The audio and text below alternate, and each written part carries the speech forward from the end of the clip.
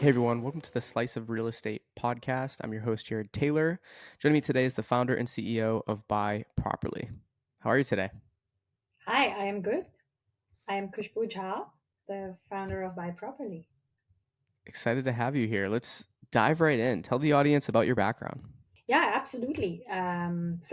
First of all, we are a platform for fractional investing in alternatives, and alternatives would mean investments in real estate, investments in private equity, private credit, like mortgages, and so on. And my background is that of finance and tech. I've done finance and tech my entire life. I started as an engineer, then worked in consulting, doing a whole bunch of strategy and structuring and private equity models. Then I went to the US, did an MBA. I majored in finance, worked on the Wall Street for a bit, and then actually joined Amazon.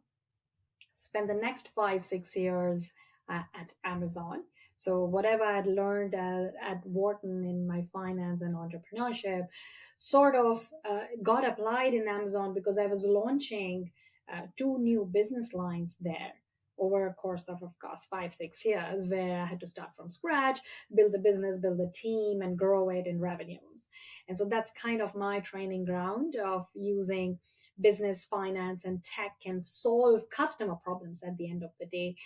And the way I got started into Buy Properly was I was working at Amazon. I was a standard tech employee whose compensation was largely stocks.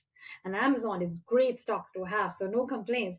But I didn't want my entire wealth and compensation and entire net worth to be sitting just in stocks. And so, if you are a regular salaried person, you would want to diversify, and the obvious place to go is real estate. But real estate is hard, it is expensive, it's not easy to find good deals, and sometimes you're just lost. And the whole process of finding a good deal, coming up with all of the money required for a good deal, making it happen, and taking it through the life cycle of an investment is pretty much a full-time job. And so those investment options are hard to find and even more difficult to execute because they're not often online. And so that's where we started, and I was like, okay, there has to be an easier way of doing it. Like, I think it's a customer expectation that anything that you do today needs to be a click of a button like Amazon, and needs to be custom to your needs, not like Netflix. And that was missing in the real estate investing world. And so we said, okay, if nobody's doing it, let's get started. And give me an example of, I know you're leveraging AI to also make the process easier. Give me an example of, for let's say for AI, like what it just has to be one example, but what particular area would AI help like quickly analyze a real estate transaction? Yeah, I mean, we use a multiple AI models like through the entire life cycle of investment. So let's start with the starting point. If you were investing in any real estate, whether it's single family residential or commercial, you look at a certain set of data, a certain set of comparables, and you track that. Now, imagine if you could do that first level of analysis and shortlist with an AI model, and which is one of the things we do. So, when we are looking at deals, we are looking at the overall macroeconomics. So, everything from GDP per capita to income ratios, vacancies, supply, building permits, interest rates, all of the movements that are happening at a macroeconomic level, we can track and pull into our AI model. The second big piece is all of the transactions, and it doesn't have to be transactions that happen in the last month. We actually look at data over the last 30 years. So you're not talking about a bull run or a dip or any of those. You've looked at the entire gamut of a real estate life cycle over a 30-year, and real estate cycles are typically 18 years long, which is why people forget it's cyclical, and then pull all of that into the AI, boil the ocean literally, because we are looking at like some 10, 20 million data points, and then saying, okay, my requirement is to have an investment that will give me a certain return, a certain cash in a certain time period, which we can define as parameters.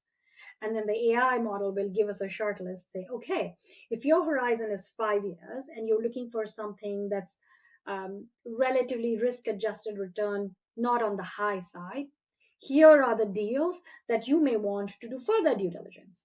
And that's just the starting of the various ways you can use AI. When building this company, what were some of the early challenges that you ran into? We are a financial services company. We are dealing with people's hard earned post tax money. And that's a huge responsibility. I think while everybody is appreciative of the fact that we make the process easy and simple, establishing credibility when you're handling people's money is important. And good intentions are not good enough. Like the process needs to be robust, that um, governance and decision making is correct. The world is full of examples where governance failed. And so that was the first step, and we took that very seriously to make sure we ensure customer trust is maintained. And so when you are a startup, in any other, if you are just an app that costs $5, it's okay.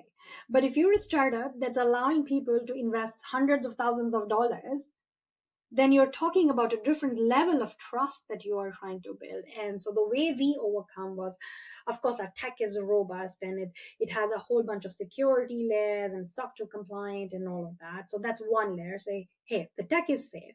Then the second layer is all of the legal. So we made sure that we are compliant from day one and the whole time. The legal is done well. So we partnered with some of the best known legal firms. Um, Both on the US and the Canada side. So we worked with the biggest names in the industry to make sure that we are doing things the proper way and have thought through all scenarios. So that was the second piece we did to add credibility. So good lawyers, good tech. Then we brought in good accountants to say, hey, tax efficiency, accounting, all of that has been done by another big name. So we work with PwC and Fasken and Wilson Sonsini, which are like really big names in the industry, and they've been very helpful to us. And all of the brain power has gone into ensuring that we build the customer trust. And of course, we had investors and all of that, but the core was the infrastructure has enough inbuilt mechanisms that will ensure that the process is safe, secure, and compliant. And of course, we were using AI from day one to say, hey, when we look at deals, we are being thorough. We're not just taking any deal, we are being very specific on what we bring on the platform, curate it to make sure I'll only bring a deal if I can put my own money or all my money, to be honest. That was the litmus test. And so that's how we started, and that's how we built trust. Now, after doing a whole bunch of deals, obviously, we have established that we are thorough in the process end to end. But that was one of the bottlenecks we faced early on that we had to work hard to overcome. Is there a limit for how little and how much someone can put into the platform?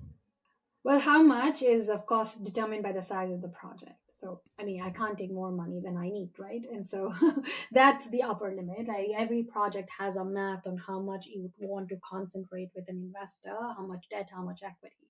And so that would pretty much determine what's available on the max side. On the minimum side, our minimums are usually very low. So it's $500 for a first time investor in Canada and 100 in the US, and the ongoing minimum investment size is 2,500. So that's the minimum for per deal. So let's say someone's interested.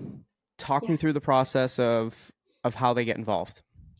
Yeah, so say you got to know about our website from a podcast like this. You're just like, huh, that's interesting.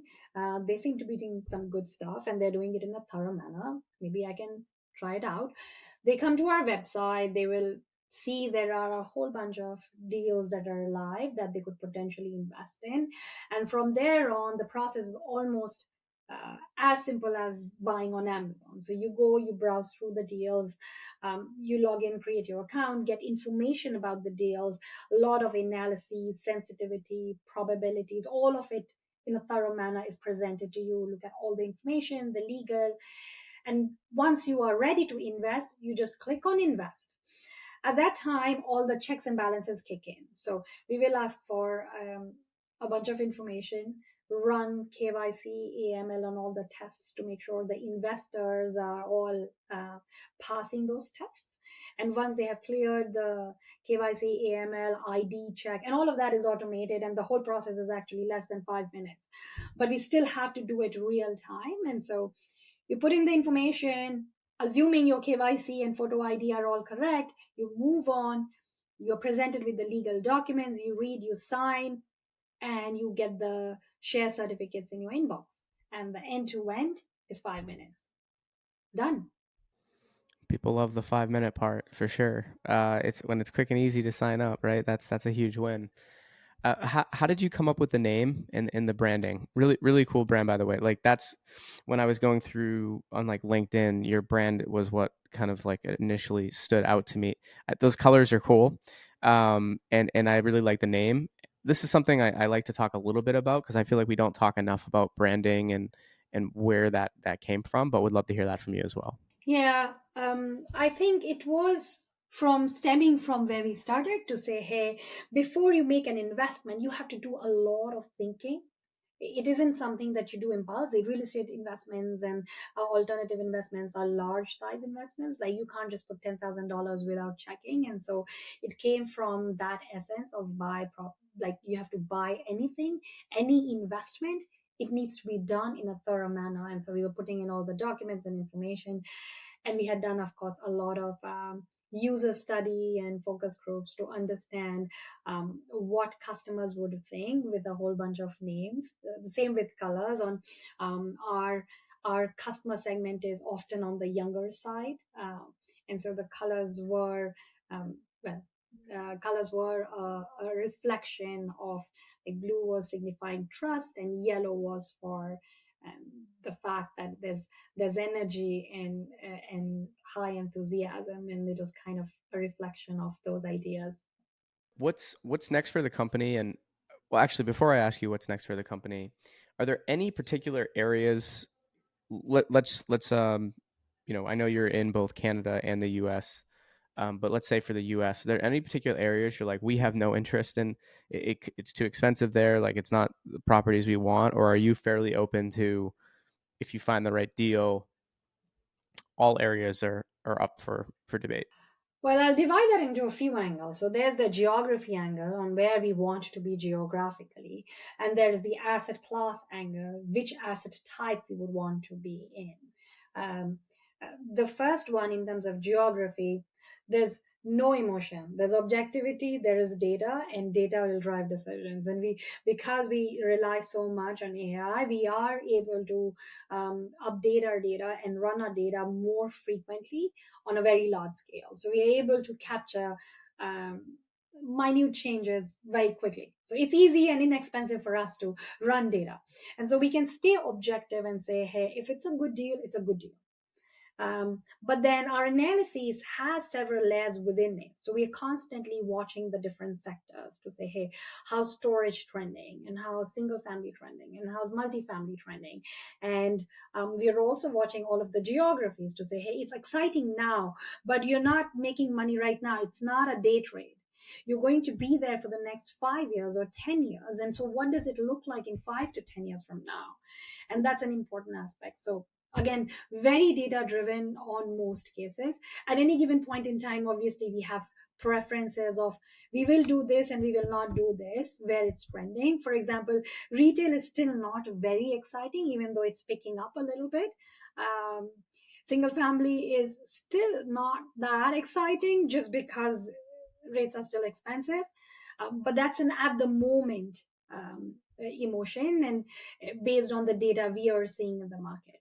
I'm so excited for you, by the way. And part of the reason I always tell people I do a video instead of just a straight audio podcast is because whoever's watching, they get to see your eyes light up when you talk about what you're building and what you've done. So congratulations on everything so far. I know the journey's not over yet, and as founders, right, we always are like there's always we're never sad. There's always more that can be Yeah. done. It's a never ending job.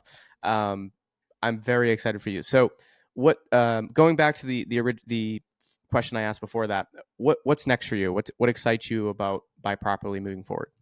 Yeah, so I think we have spent the last few years establishing processes, building efficiencies, making sure we are well versed and well integrated into the overall ecosystem, which isn't all online, by the way.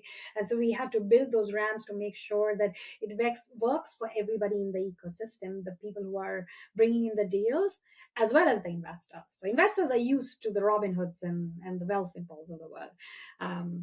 The people who are bringing in the deals aren't necessarily used to dealing with the people who are doing it through an app. And so it's kind of bringing that together. Next phase for us is a lot of growth, and we are seeing that already. Like this year has been a crazy year for us in terms of growth and what's happening, and we are seeing lots and lots of good interesting asset managers and deals that we would love to have on our platform and take to our investors come to us. So I think you will start seeing some of these changes in the coming weeks. We actually have a rebrand of the website, a much cooler website. It will be easier to navigate, even faster processes, and a whole host of new deals.